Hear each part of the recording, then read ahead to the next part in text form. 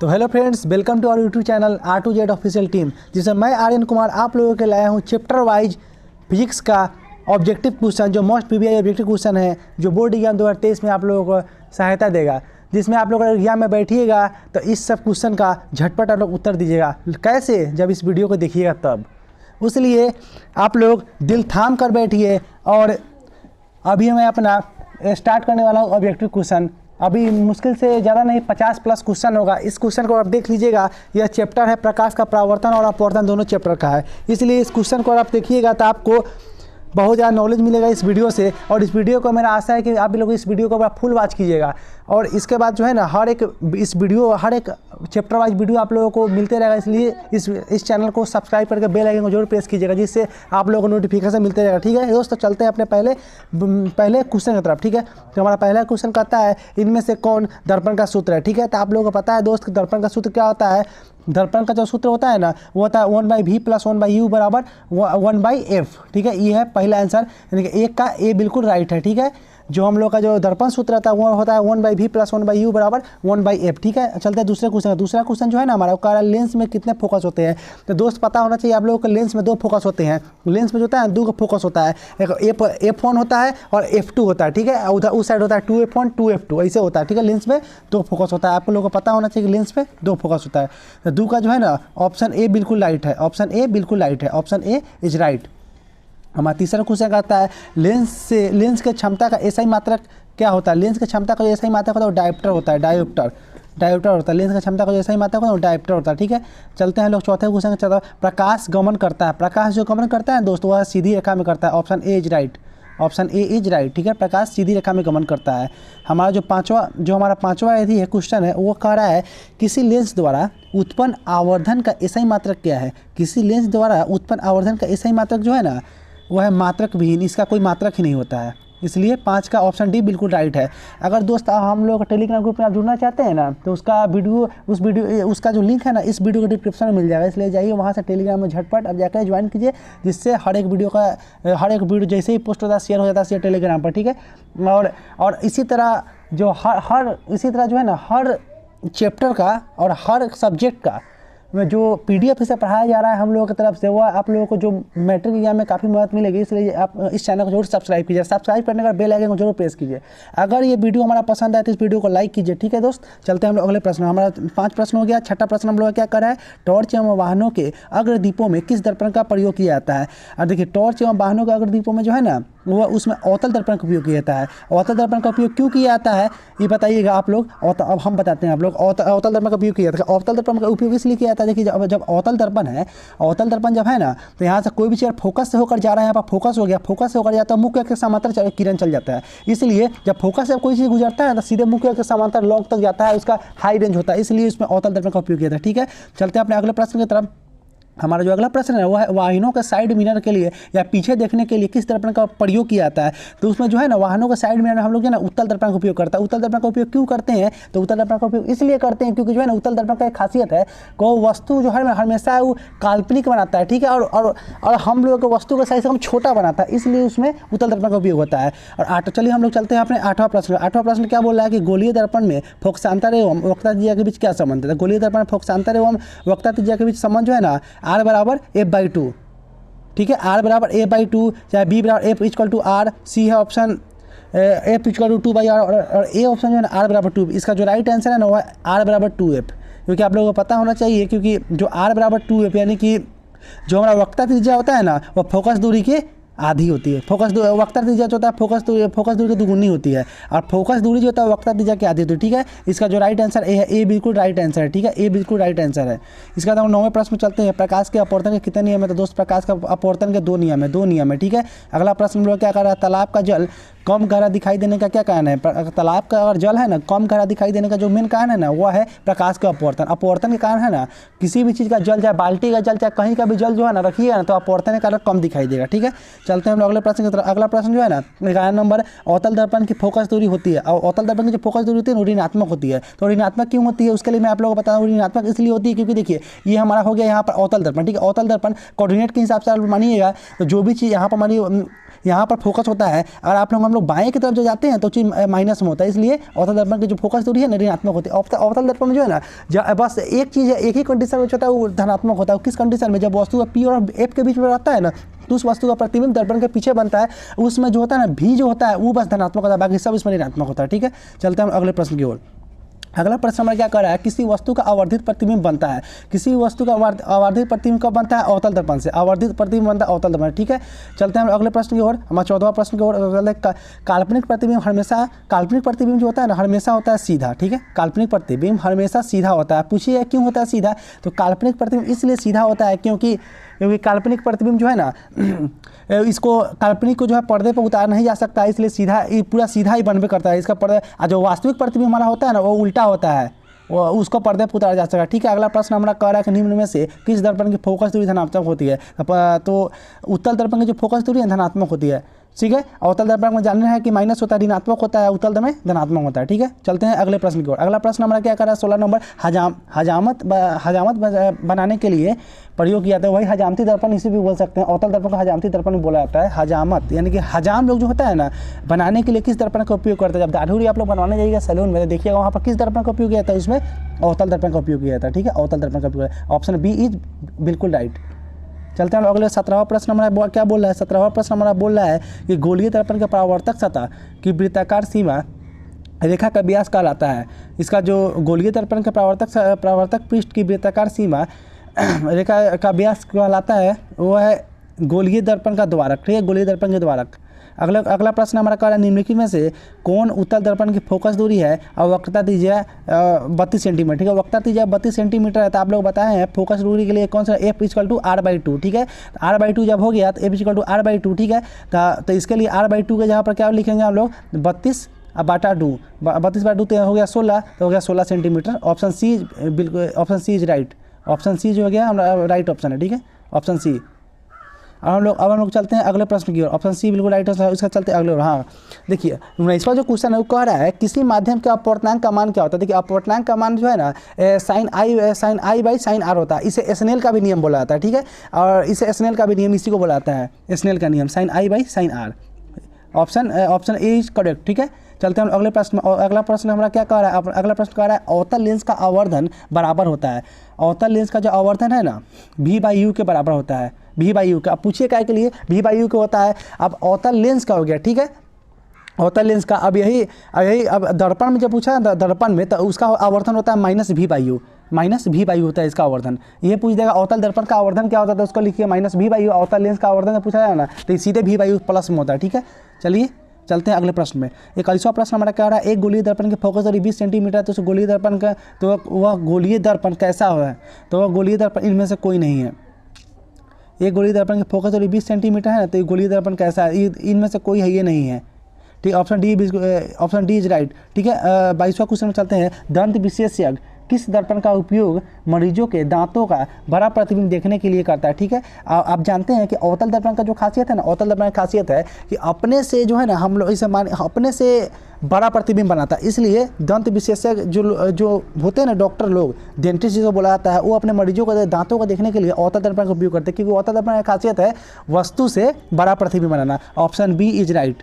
Option B is right. ठीक है, हम लोग अगले प्रश्न में चलते हैं। 23वां प्रश्न है। 23वां प्रश्न क्या कर रहा है, किसी गोलीय दर्पण तथा किसी पतले गोलीय लेंस दोनों की फोकस दूरियां 15 सेंटीमीटर है तो दर्पण तथा लेंस समझौता है। ठीक है, दर्पण तथा लेंस समझौता है।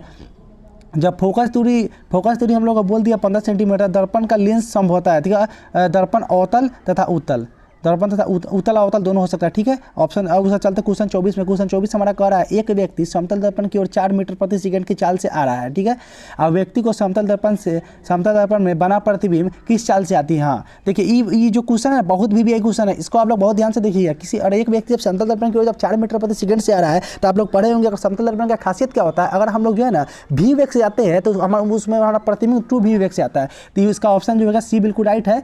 जब v = 4 है तो 2v यानी कि 8 मीटर पर सेकंड के वेग से ये आएगा। ठीक है, दोस्त चलते हैं हम लोग अगले प्रश्न की ओर। अगला प्रश्न 25 नंबर हम लोग क्या बोल रहा है, समतल दर्पण के द्वारा जो बना प्रतिबिंब कैसा होता है। समतल दर्पण द्वारा बना प्रतिबिंब जो होता है ना हमेशा काल्पनिक होता है, ठीक है, काल्पनिक होता है। ऑप्शन ए इज राइट, ठीक है। चलते 26वां क्वेश्चन जो है ना वो कह रहा है निम्नलिखित में से कौन सा पदार्थ लेंस बनाने के लिए प्रयुक्त नहीं किया जा सकता है। देखिए लेंस बनाने के लिए प्रयुक्त नहीं किया, तो देखिए जल है, ठीक है, जल से भी लेंस बन सकता है, कांच से भी बन सकता है, प्लास्टिक से भी बन सकता है, मिट्टी से बन सकता है। आप लोग सोचिए मिट्टी इसका राइट आंसर हो जाएगा, ठीक है। मिट्टी से लेंस नहीं बन सकता है। 27वां क्वेश्चन कह रहा है कि किसी दर्पण से आप चाहे कितनी ही दूरी पर खड़े हो आपका प्रतिबिंब सदैव सीधा प्रतीत होता है। संभव दर्पण कौन सा है, ठीक है, कौन सा दर्पण है, तो वह केवल समतल है। आप मानिए आप किसी भी दर्पण में, कोई भी दर्पण हो, अगर आप उससे कितनी भी दूरी पर खड़ा हो अगर वो सीधा प्रतीत होता है तो वो समतल दर्पण है। इसे समझिए option A is right, option ए जो है राइट ऑप्शन है, ठीक है। अगला प्रश्न में चलते हैं। अगला प्रश्न हमारा कह रहा है कि 28 नंबर जो अगला प्रश्न है वो कह रहा है किसी शब्दकोश में पाए गए छोटे अक्षरों को पढ़ते समय आप निम्न में से कौन सा लेंस पसंद करेंगे, ठीक है, कौन सा लेंस पसंद करेंगे, तो वह 50 सेंटीमीटर फोकस दूरी का एक उत्तल लेंस पसंद करेंगे, ठीक है। इसमें शब्द पूरा आसानी से दिख रहेगा, 50 सेंटीमीटर उत्तल लेंस। उसका 29वां क्वेश्चन हमारा कह रहा है कि गोलीय दर्पण की वक्रता त्रिज्या 40 सेंटीमीटर है तो उसकी फोकस दूरी क्या होगी। गोलीय दर्पण की जब वक्रता त्रिज्या 40 सेंटीमीटर है ना, 40 सेंटीमीटर है, वक्रता त्रिज्या है, तो वक्रता त्रिज्या को किस चीज़ का सूचित करते हैं, तो वक्रता त्रिज्या आर हो गया। अगर ये 40 सेंटीमीटर था एफ इक्वल टू फार्मूला हुआ एफ इक्वल टू r/2, यानी ये कितना हो गया, एफ इक्वल टू r/2 40/2 यानी कि हो गया 20 सेंटीमीटर। इसका जो राइट आंसर है ना वो है 20 सेंटीमीटर, राइट ऑप्शन हो गया 20 centimetre, option C is right. अगला 30 नंबर हमारा प्रश्न कह रहा है मोटर गाड़ी के चालक के सामने सामान्यतः लगा रहता है। मोटर गाड़ी के चालक के सामने जो सामान्यतः लगा रहता है ना सामने में, वह उत्तल दर्पण लगा रहता है, ठीक है। अगला प्रश्न कह रहा है आत्मदीप्त वस्तुएं है। आत्मदीप्त जो है ना जो स्वयं प्रकाश को उत्सर्जित करता है उसमें आत्मदीप्त कहते हैं, आत्मदीप्त। ऑप्शन ए इज राइट, ठीक है, ऑप्शन ए इज राइट। जो 32वां क्वेश्चन हुआ कर निम्नलिखित में दाढ़ी बनाने के लिए कौन सा दर्पण उपयुक्त होगा। जो दाढ़ी बनाने के लिए जो दर्पण उपयुक्त होता है ना, आप दाढ़ी बनाने के लिए कहिए चाहे हजामती दर्पण कहिए चाहे सैलून में जाए कहिए, सैलून में आप लोग जाते हैं तो कौन सा दर्पण देखते हैं, तो अवतल दर्पण देखते हैं। तो जगह दाढ़ी अलग से बनता है वो भी तो अवतल दर्पण है, उसमें भी लगा होगा, ठीक है। तो ऑप्शन सी इज राइट, ठीक है, ऑप्शन सी इज राइट। अब हम लोग अगला प्रश्न में चलते हैं। अगला प्रश्न है ना उत्तल दर्पण द्वारा बना प्रतिबिंब होता है। उत्तल दर्पण द्वारा बना प्रतिबिंब जो होता है ना सीधा एवं छोटा होता है, ठीक है, ऑप्शन डी इज राइट। 34वां क्वेश्चन कह रहा है यदि कोई समतल दर्पण को 4 डिग्री कोण से घुमा दिया जाए तो उसका परावर्तित किरण घूम जाती है, ठीक है, परावर्तित किरण घूम जाती है 8 डिग्री से। अगर आप किसी समतल दर्पण को 4 डिग्री के कोण से आप घुमा दे रहे हैं तो सीधे वह, और थीटा कोण से घुमाते हैं सीधे 2 थीटा हो जाता है, ठीक है, 2 थीटा हो जाता है, इसलिए 8 डिग्री इसका राइट आंसर हो जाएगा। अगर आपको ये वीडियो पसंद आया है तो इस वीडियो को आप लोग लाइक कीजिए और चैनल पर नहीं है तो चैनल को सब्सक्राइब कीजिए। यार बहुत देर कर रहे हैं आप लोग, जल्दी से जल्दी कीजिए, बोर्ड एग्जाम बहुत नज़दीक में है। अगर आप लोग चाहते हैं इस तरीके से चैप्टर वाइज हर सब्जेक्ट का और PDF पढ़ना तो उसके लिए आप लोग को सब्सक्राइब करना पड़ेगा। सब्सक्राइब करने के साथ साथ बेल आइकन को भी प्रेस करना पड़ेगा। अब बेल आइकन को प्रेस करने से हमारा जो है ना हर दिन वीडियो अपलोड हो रहा है जिससे आप लोगों को नोटिफिकेशन आपके फोन तक पहुंच जाएगा। अगर आप लोग टेलीग्राम पर जुड़े, ग्रुप पर नहीं जुड़े तो टेलीग्राम ग्रुप पर यार जरूर जुड़ो। जुड़ने के लिए लिंक जो है ना इस वीडियो के डिस्क्रिप्शन में जाइए, वहाँ से जुड़िए। नहीं और वहाँ से आप नहीं जुड़ पा रहे हैं तो उसके लिए आप क्या कीजिए, हमारे चैनल सेटिंग में जाकर अबाउट सेक्शन में जाकर वहाँ पर टेलीग्राम का ग्रुप देख सकते हैं, वहाँ से जाकर जुड़ सकते हैं। नहीं तो टेलीग्राम ग्रुप में जाकर सर्च कीजिए A2Z ऑफिशियल टीम, अपने आप आपको मिल जाएगा, ठीक है। तो दोस्त वीडियो को भी आगे अपना जारी रखना है, इसलिए बाकी बात अंत में बोलेंगे, ठीक है। उसका बाद हमारा अगला प्रश्न है समतल दर्पण द्वारा जो बने प्रतिबिंब होते हैं वो है काल्पनिक। Option A is right, option A is right, ठीक है, ऑप्शन ए इज राइट। 36वां क्वेश्चन क्या करा, एक व्यक्ति जिसकी लंबाई 1.5 मीटर है अपना संपूर्ण प्रतिबिंब देखने के लिए समतल दर्पण में न्यूनतम लंबाई कितनी होनी चाहिए। देखिए सबसे पहले जब लंबाई वस्तु की जो लंबाई है ना 1.5 मीटर है, ठीक है, 1.5 मीटर है। अब उसको प्रतिबिंब का लंबाई कितना हो जिससे उसका पूरा शरीर दिख लेगा। समतल दर्पण की खासियत क्या होता है, अगर आप मानिए 5 मीटर के है तो दर्पण को 2.5 मीटर होना ही पड़ेगा तभी आप पूरा दिखाई दीजिएगा उसमें, ठीक है। अगर ये 1.5 मीटर का है ना तो इसके लिए आपको जो क्या बोला जाता है प्रतिबिंब जो होना चाहिए, जो उसका लिए जो दर्पण उपयोग होता है समतल दर्पण वो 0.75 मीटर होना चाहिए। ये है option C is right, option C is right, option C is right, ठीक है। 37वां क्वेश्चन क्या कह रहा है, एक छोटे द्वारक वाले अवतल दर्पण की फोकस दूरी 10 सेंटीमीटर है तो इस दर्पण की वक्रता त्रिज्या बताइए। और फोकस दूरी यहाँ पर देखिए, अगर आपका फोकस दूरी जो है ना 10 सेंटीमीटर, ठीक है, 10 सेंटीमीटर फोकस दूरी है तो वक्रता त्रिज्या बताइए। वक्रता त्रिज्या R = 2F होता है, ठीक है, R = 2F होता है ना, तो यहाँ पर 2f था, टू गुना एफ का मान 10 है, यानी कि 20 centimetre. Option B is right, option B is right, ठीक है, ऑप्शन बी इज राइट। और तीसरा क्वेश्चन क्या कह रहा है कि मोटर गाड़ियों में चालक के सामने लगे दर्पण होते हैं। देखिए मोटर गाड़ी में जो है ना चालक के सामने लगा दर्पण जो होता है वो उत्तल दर्पण होता है, ठीक है, ऑप्शन सी इज राइट। 39वां क्वेश्चन कह रहा है उत्तल दर्पण द्वारा बना बिंब का प्रतिबिंब होता है, ठीक है, बना बिंब का प्रतिबिंब। उत्तल दर्पण द्वारा बना बिंब का जो प्रतिबिंब है ना काल्पनिक तथा बिंब की अपेक्षा सीधा होता है, ठीक है। 40वां क्वेश्चन कह रहा है जब किसी समतल दर्पण पर अभिसारी प्रकाश से किरणपुंज आपतित होता है तो परावर्तन के बाद दर्पण द्वारा बना प्रतिबिंब होता है। परावर्तन बाद जो है ना बना प्रतिबिंब जो है ना वो होता है, देखिए कहाँ गया क्वेश्चन, परावर्तन द्वारा बना प्रतिबिंब जो होता है वह है वास्तविक, वो होता है वास्तविक तथा दर्पण के आगे, ठीक है। 41वां क्वेश्चन हमारा क्या कह रहा है, 41वां क्वेश्चन हमारा कह रहा है कि वास्तविक प्रतिबिंब को पर्दे पर प्राप्त किया जा सकता है जबकि काल्पनिक प्रतिबिंब को क्यों नहीं प्राप्त किया जा सकता। देखिए बहुत अच्छा क्वेश्चन है, इसको आप लोग ध्यान से सुनिएगा। इसका जो आंसर है ना वास्तविक प्रतिबिंब में वास्तव में प्रकाश ऊर्जा पहुँचती है, वो ऊर्जा पहुँचती है जबकि काल्पनिक प्रतिबिंब में नहीं, ठीक है, काल्पनिक प्रतिबिंब में नहीं। ऑप्शन ए इज राइट, ठीक है, ऑप्शन ए इज राइट। अगर इस चीज़ का पीडीएफ चाहते हैं टेलीग्राम ग्रुप में जुड़िए, सब चीज़ का पीडीएफ मिलेगा आप लोगों को, वहाँ से भी आप देख सकते हैं। 42वां क्वेश्चन कर रहा है 1 सेंटीमीटर फोकस दूरी वाले एक अवतल दर्पण के सामने 2 सेंटीमीटर की दूरी पर एक बिंब रखने पर दर्पण द्वारा किसका प्रतिबिंब बनेगा, ठीक है, दर्पण द्वारा इसका प्रतिबिंब बनेगा। उसका ऑप्शन जो है इसका बी बिल्कुल राइट है, अवतल दर्पण के वक्ता केंद्र पर, ठीक है। चलिए 43वां क्वेश्चन क्या कहा है, निर्देशांक चिन्ह परिपाटी के अनुसार अवतल दर्पण तथा उत्तल दर्पण की फोकस दूरियाँ क्रमशः होती है ना ऋणात्मक तथा धनात्मक। और देखिए क्या कह रहा है कि अवतल दर्पण में जो चिन्ह परिपाटी के अनुसार से अवतल दर्पण उत्तल दर्पण का जो फोकस दूरी क्या होती है, जो अवतल दर्पण का फोकस होता है वो ऋणात्मक होता है और उत्तल दर्पण का फोकस धनात्मक होता है, क्योंकि उत्तल दर्पण में फोकस होता है दायां साइड में बनता है और अवतल दर्पण में फोकस होता है बायां साइड में बनता है। स्पष्ट है आप लोगों को। चलते हैं अगले प्रश्न की ओर। अगला प्रश्न कह रहा है जब किसी बिंब को अवतल दर्पण के वक्ता केंद्र तथा मुख्य फोकस के बीच रखा जाता है तो दर्पण द्वारा बना प्रतिबिंब होता है। देखिए इस क्वेश्चन को ध्यान से सुनिए, बहुत अच्छा क्वेश्चन है, क्वेश्चन को ध्यान से सुनिए।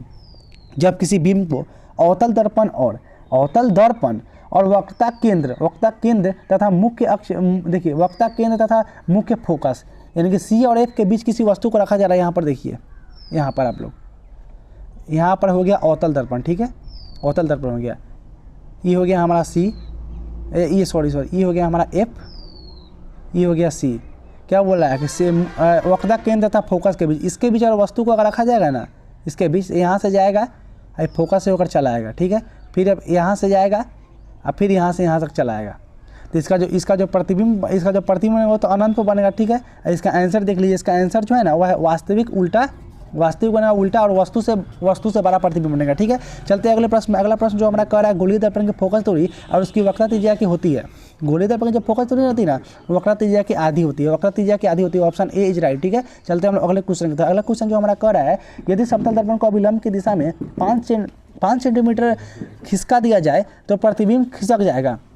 अगर अवतल दर्पण को जो है ना, अगर अवतल दर्पण को अभिलंब की दिशा में और समतल दर्पण को अभिलंब की दिशा में 5 सेंटीमीटर खिसका दिया जाए तो वह प्रतिबिंब 10 सेंटीमीटर खिंच सकता है। ऑप्शन सी इज राइट, ठीक है, ऑप्शन सी इज राइट। चलते हैं अगले क्वेश्चन। अगला क्वेश्चन हमारा कह रहा है सूर्य की किरणों को एक अवतल दर्पण के गौण अक्ष के समांतर आपतित कराया जाता है। गोलीय दर्पण की फोकस दूरी की आधी दूरी पर एक समतल दर्पण अभिसारी किरणों को प्राप्त कर परावर्तित करता है तो समतल दर्पण द्वारा बना प्रतिबिंब क्या होगा, समतल दर्पण प्रतिबिंब होता है वास्तविक और सीधा। Option C is right, option C is right, ठीक है। अगले क्वेश्चन की तरफ चलते हैं हम लोग। अगला क्वेश्चन हमारा 48 नंबर क्या कह रहा है कि बड़े द्वारा के अवतल दर्पण के मुख्य फोकस पर एक बिंदु बीम स्थित है जिसका एक प्रतिबिंब अनंत पर बनता है। गोलीय विपतन के कारण अन्य प्रतिबिंब बनेंगे, तो अन्य प्रतिबिंब जो बनेगा ना काल्पनिक और दर्पण के पीछे बनेगा। Option A is right. अगले क्वेश्चन की तरफ चलते हैं। एक अवतल लेंस की फोकस दूरी 20 सेंटीमीटर तो इसकी क्षमता क्या होगी, इसकी क्षमता जो होगी ना -5 डायोप्टर होगी, दशमलव है, माइनस नहीं है, इसको दशमलव समझिएगा,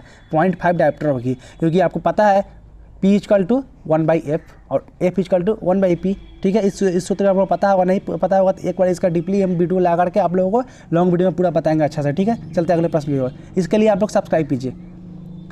उत्तल लेंस द्वारा 50वां क्वेश्चन का उत्तल लेंस द्वारा काल्पनिक प्रतिबिंब बनता है जब बिंब जो है ना फोकसांतर से कम दूरी पर आता है, ठीक है। Option B is right. 51 number question का प्रकाश की चाल विभिन्न विभिन्न माध्यमों में असमान होती है। प्रकाश की चाल जो है ना सब माध्यम में अलग अलग होती है। क्या आप सुने हुए हैं कि हवा में प्रकाश की चाल और निर्वात में प्रकाश की चाल, तो एक मानिए आप लोगों को बता दीजिए, कांच में प्रकाश की चाल और हवा में प्रकाश की चाल क्या एक होती है? नहीं होती है, सबका अलग अलग अपना प्रकाश की चाल है। ठीक है, चलते हैं 52वां क्वेश्चन की तरफ। 52वां क्वेश्चन जो हमारा कह रहा है वह पूर्ण आंतरिक परावर्तन के लिए क्रांतिक कोण अधिकतम कोण होगा जबकि किरण जाती है। ठीक है, किरण जाती है, उसका जो राइट आंसर होगा वह है कांच से पानी में। ठीक है, कांच से पानी में, option A is right. 53 number question का रहा है एक गोलीय दर्पण द्वारा बने प्रतिबिंब का आवर्धन m ऋणात्मक है। तो इस अर्थ यह है कि यह प्रतिबिंब जो है ना उल्टा है, option D is right. 54 number question का एक अवतल दर्पण की फोकस दूरी 10 सेंटीमीटर, तो उसकी वक्रता त्रिज्या क्या होगी?